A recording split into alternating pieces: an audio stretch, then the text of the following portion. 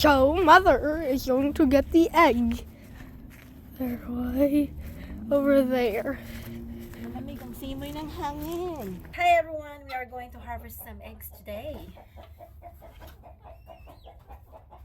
Ito, walang ano ay, may dumaan.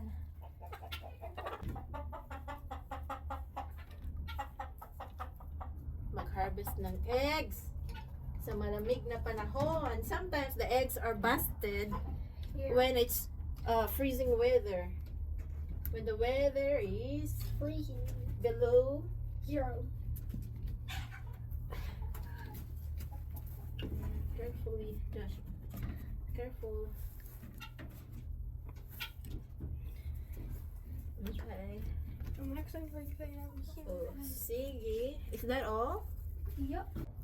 Here's our harvest for today. Maybe we can go home in the Philippines. Eggs here in USA is kind of expensive, guys.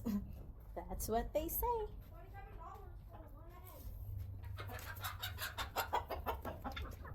Hi everybody, how are you all doing today? Today is Friday. Happy Friday, everyone. Josh? Alright. So, that's it for now. Thank you guys for watching. Bye.